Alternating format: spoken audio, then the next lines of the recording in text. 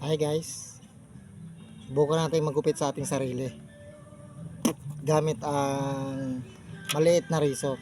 Ito nabili ko to sa Shopee.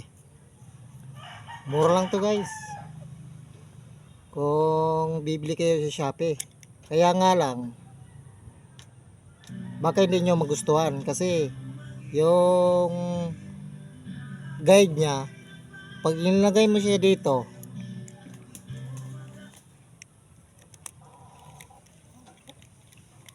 umaalog-alog siya guys, oh. Umaalog-alog, hindi mo siya makabit ng maayos. Kailangan natin ng sanipan natin para umano siya, yung para hindi siya gumalaw.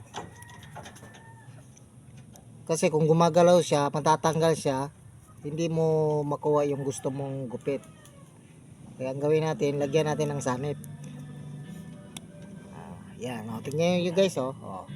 Pag may sanip siya, hindi na siya gumagalaw. Okay na rin siya. Tsaka hindi siya masyadong matalim. Mura lang bili ko nito. Ang ano nito, pero nakakaputol siya ng buhok, pero hindi siya gaano matalim. Kaya susubukan natin siya, gupitin natin ang ating sarili kung makagupit siya. Unang-una guys, kung magpapagupit kayo, kung dito lang naman sa bahay, yung damit nyo, tanggalin nyo kasi kumakapit yung buhok sa damit. Ang mas maganda, maghubad tayo para hindi dumikit yung buhok sa damit.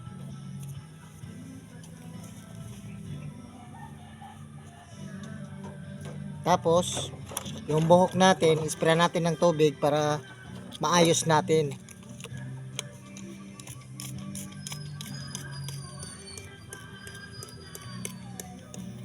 Tapos kuha tayo ng suklay, ayusin na natin.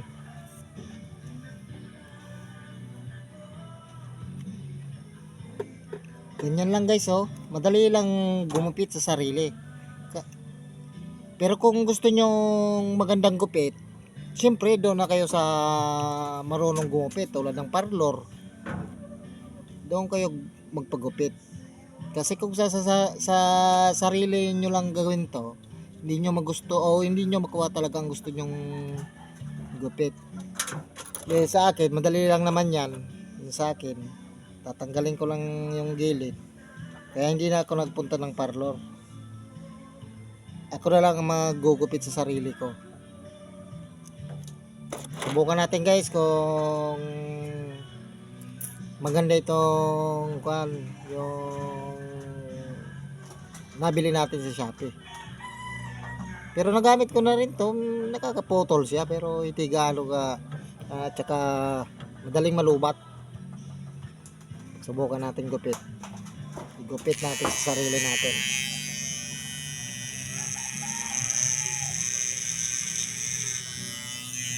Kagupit talaga siya.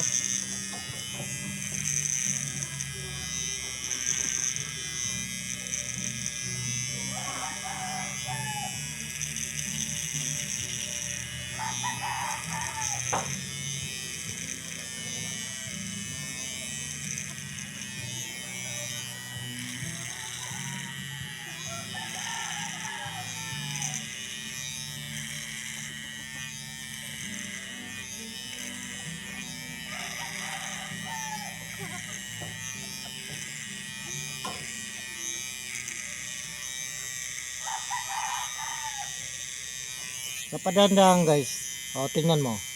Sa padandahan lang niya, nakakaputol siya. Pwede na rin to pang gupit. Pang sarili lang nga lang.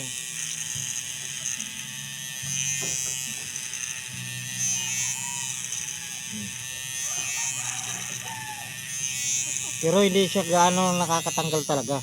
Hindi siya sabing at yung matalas na matalas, kundi medyo nakakaputol siya ng buhok pero hindi siya matalas masyado. Mura lang to guys sa Shopee kung bibili kayo. Pero kung ako sa inyo, mas maganda pipili kayo ng magandang razor.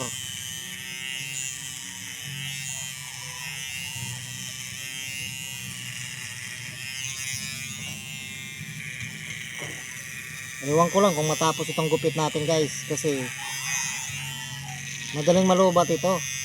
Hindi ko nasisigurado na ito matatapos to.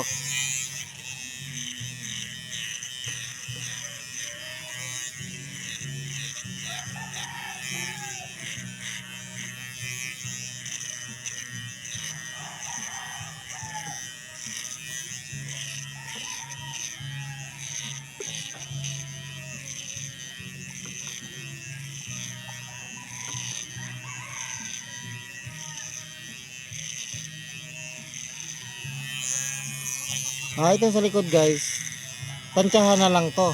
Hindi mo makontrol kung hanggang saan yung ano. Pero dahil sa tinali natin buhok natin, kung saan yung katulad nito may kanto rito, matatansya na lang natin sa likod pag putol ng buhok. Huwag natin pakasobrahan, uka-uka na yan.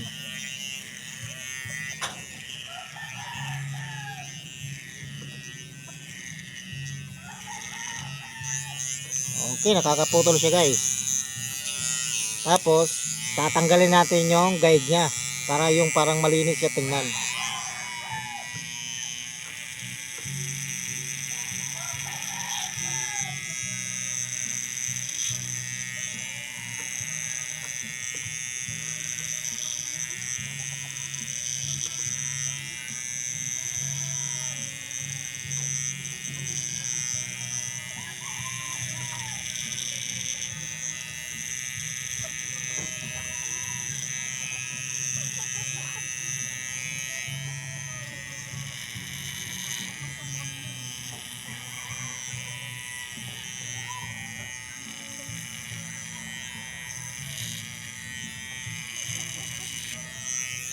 Guys, medyo gumanda na siya no guys no.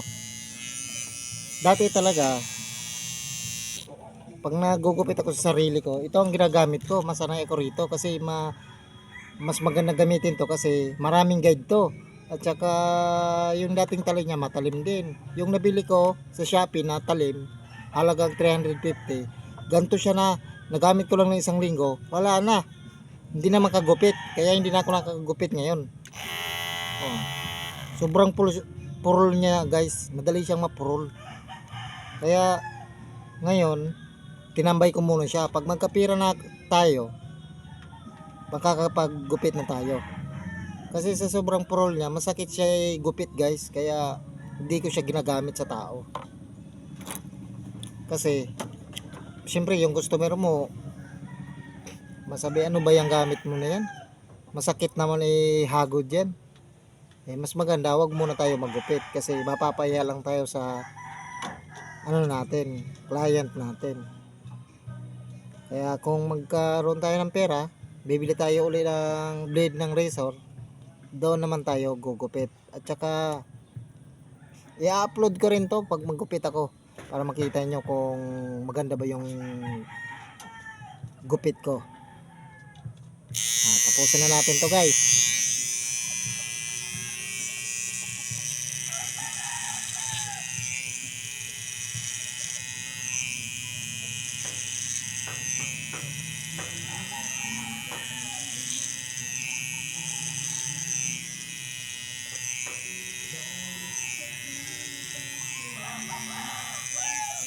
Alam nyo guys, yung iba hindi naniniwala sa akin na ako lang ang gumugupit sa sarili ko.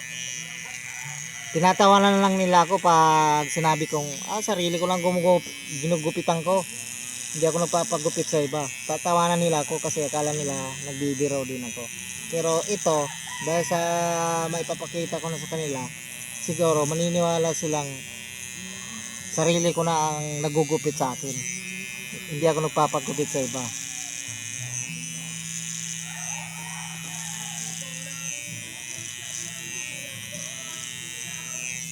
Ganyan lang guys ang ginagawa ko sa buko para hindi masyado. Ito pinapahaba ko yan.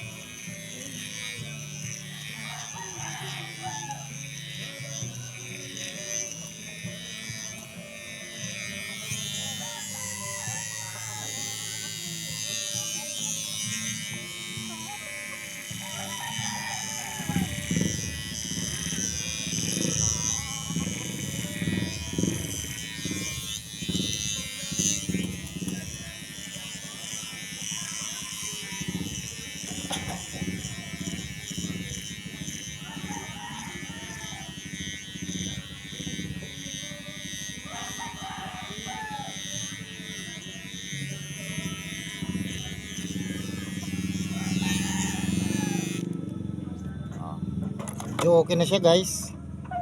Medyo ganda na yung ano niya. Pero hindi pa siya talagang as in mag-ayos. Kaya ang gagawin natin ngayon, babawasan natin ito dito.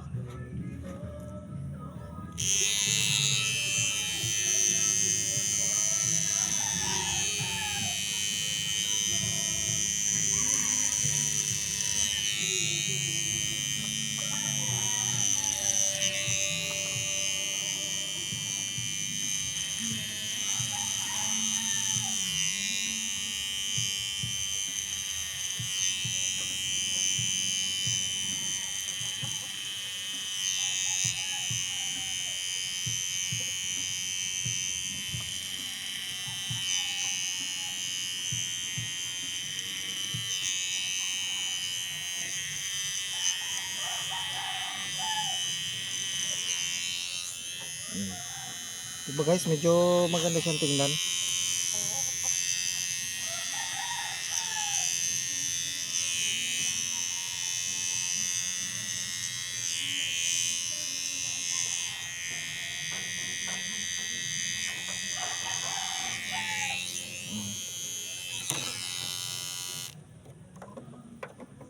Okay na siya guys.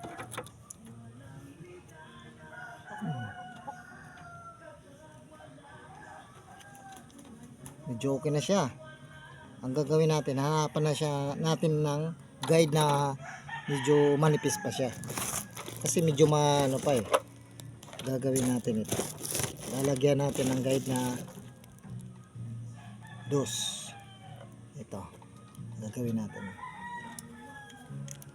Pero kailangan pa rin natin ng sanip nito. Kasi umaalog siya pag hindi siya nalalagyan ng ng sanip.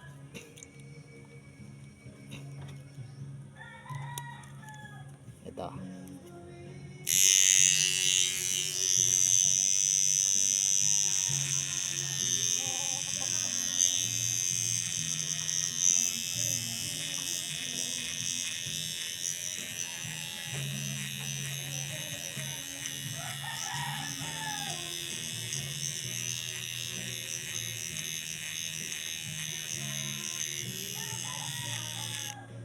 Wala na, lubat na siya guys.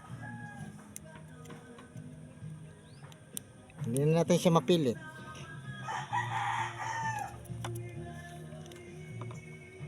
Hindi pa natapos yung gupit natin.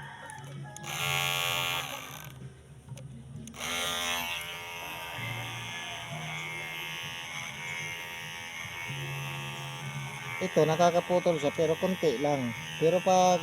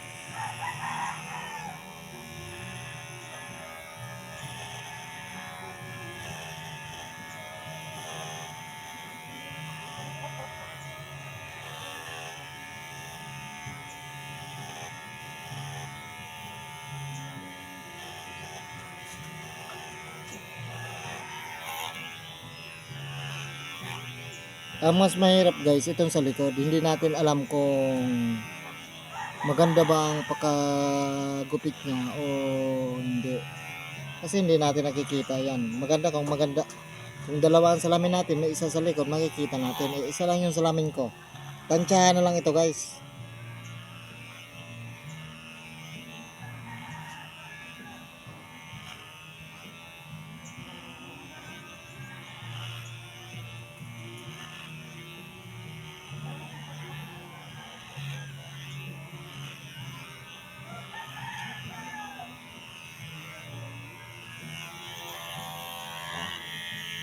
Medyo okay na siya guys, no? Medyo kaya lang ito dito, parang hindi siya talaga na hagod ng maayos. Gagawin natin, lalagyan natin ulit ng guide para maganda siya tingnan.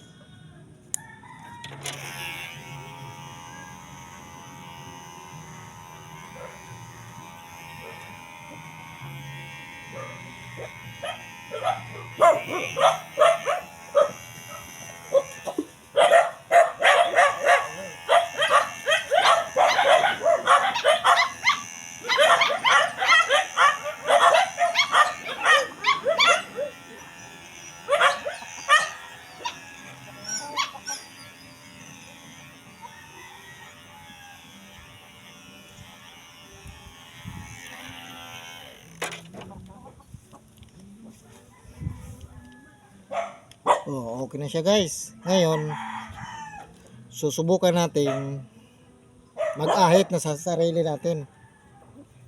Susubukan natin kung kaya natin. Pero nagagawa ko na rin to. Nung pumunta ako doon sa tinatambayan ko, sabi niya, sino kahit sa'yo? Ako lang. Hindi sila naniniwala sa akin na ako lang gumugupit sa sarili ko. Ngayon may video na ako, makikita nila na ako talaga sa sarili ko ang gumugupit at saka nag-aahit, pero hindi lahat naaahitan. Ang maaahitan lang natin ito dito, tsaka ito dito, yung kanto na yan. Pero yung dito na papunta dito sa likod, hindi na natin kaya yan guys, kasi mahirap na pag nasugatan tayo. Yun ang kinakabahan din ako pag nag-aahit ako, kaya subukan na natin.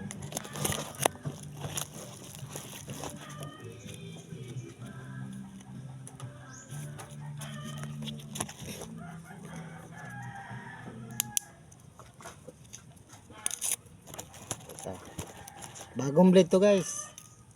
Ito, bagong blade yan. Ngayon subukan natin mag-ahit sa ating sarili. Eh kung halimbawa yung mga batang manonood nito, wag yung gagayahin to kasi delikado to. Baka kayo masugatan. Ang nakakagawa lang nito, ako. Hindi pwede sa inyo to, hindi to laro-laro lang. Dahil pag nasugatan kayo, kawawa naman kayo. Ito guys, titingnan nyo ha. Kung paano mag-ahit ng ako lang.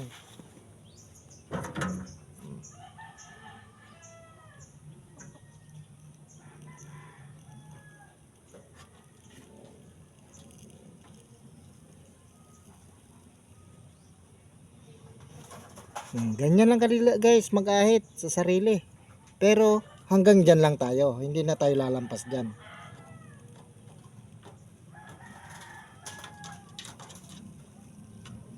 Yan. Kung saan lang yung kaya nating ahitan, hanggang doon lang tayo.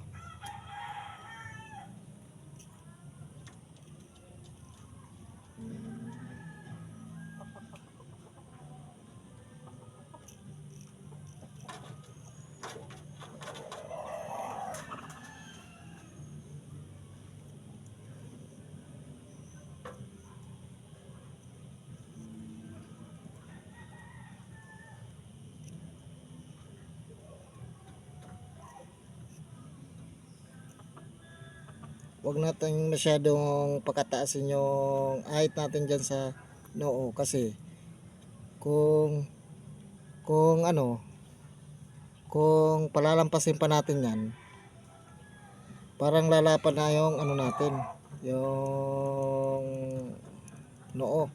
Yung noo natin para na yung hantakan. Alam niyo yung hantakan? Yung 3 piso nilalaglag. Yan.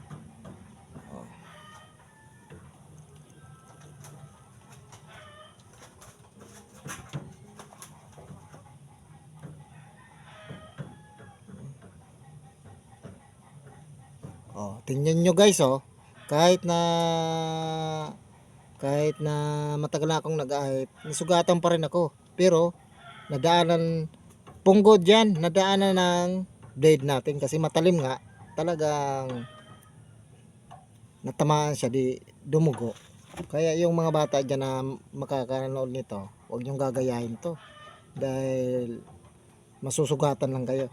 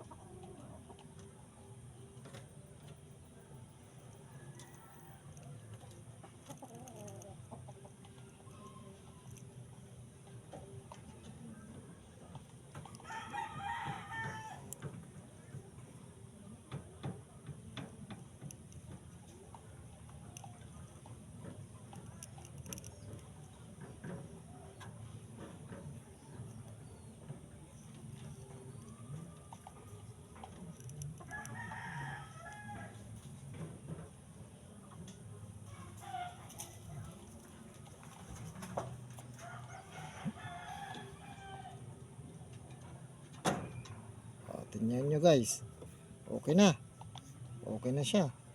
Madali lang yung mag-ahit sa sarili, kaya lang doble ingat lang kasi masusugatan tayo.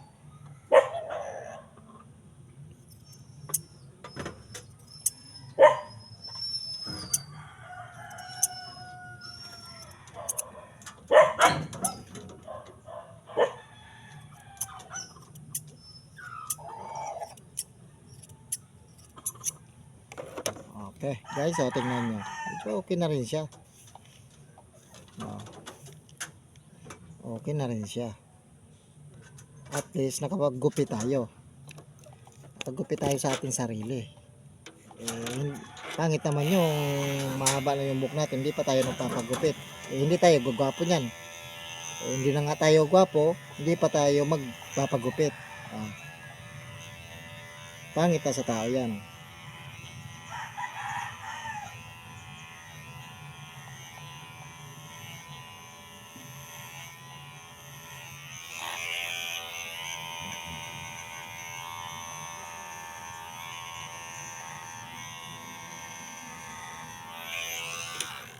Okay guys, tapos na ang gupit natin. Okay na, nakakagala na naman tayo. Anong masasabi nyo sa gupit ko guys? Okay hindi? Kung sa akin lang, okay to. Ewan ko lang sa inyo. Salamat guys ha.